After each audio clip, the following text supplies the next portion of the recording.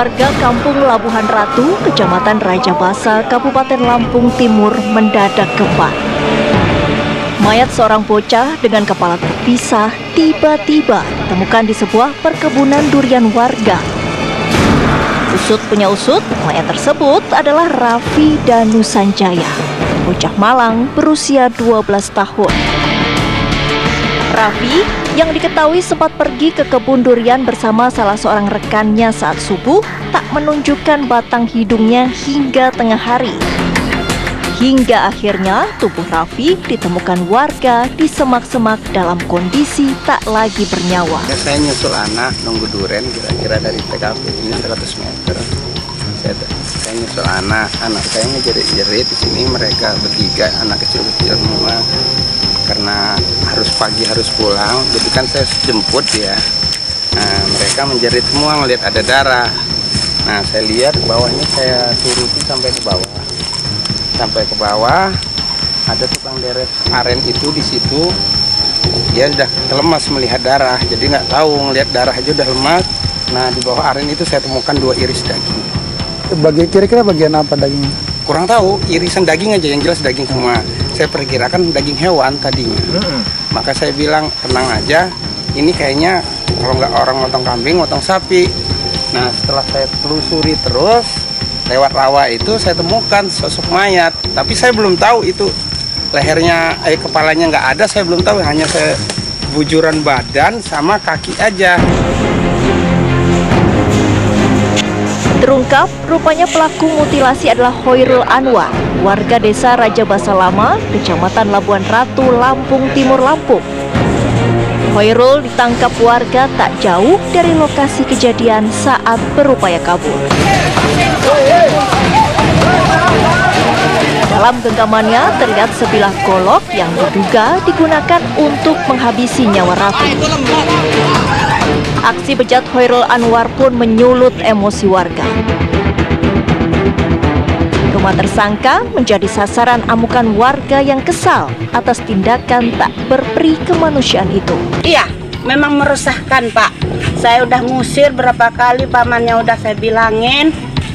Saya ngomong sama Pak Bayan nggak ditanggepin. Mintaan masyarakat sini, rumah itu dirubuhkan biar mereka nggak kembali lagi ke sini. Nampak seperti tak ada penyesalan saat ditangkap. Rumor yang beredar, Hoirul diduga mengalami gangguan jiwa. Ia pun harus menjalani observasi dan tes kejiwaan selama 14 hari ke depan. Ada beberapa hal yang kita nilai.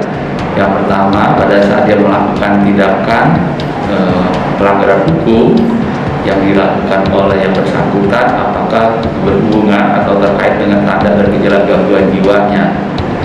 Nah, kemudian kita nilai juga kemampuan yang bersangkutan saat akan dilakukan mengikuti persidangan, yaitu juga kita nilai. Nah, yang terakhir yang juga kita nilai adalah apakah yang bersangkutan ini memang sebelumnya punya riwayat. Kemungkinan yang bisa terjadi, yang pertama adalah si pelaku ini full panic ya. Artinya dia baru menyadari misalkan ternyata tindakannya ini merupakan tindakan kriminalitas yang sangat berat, sehingga dia melakukan mutilasi untuk menghilangkan jejak. Yang kedua, kondisi kejiwaan yang tidak sehat. Nah, kalau ini memang perlu dilakukan pemeriksaan lebih lanjut.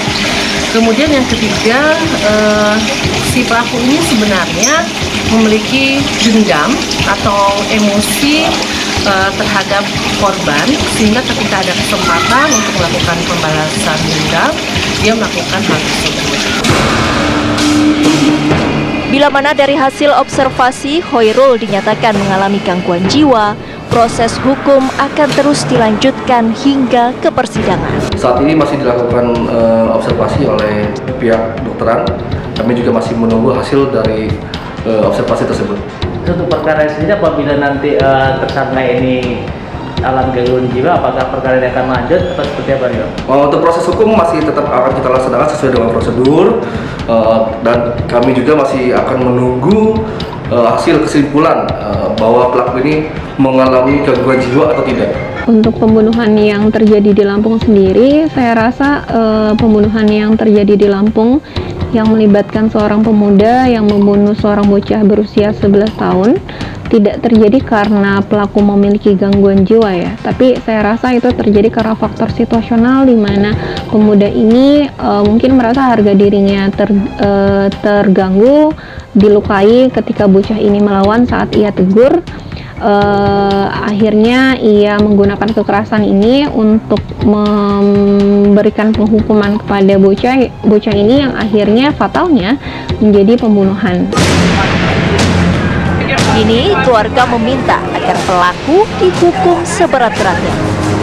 Apalagi Raffi yang dikenal cerdas di lingkungan sekolah merupakan anak kebanggaan keluarganya. Ya, kami berharap sih untuk tersangka kami minta dihukum seberat-beratnya sesuai dengan perbuatan, karena menghilangkan nyawa, apalagi ini anak di bawah umur yang belum pantas untuk mendapatkan hal sekecil itu.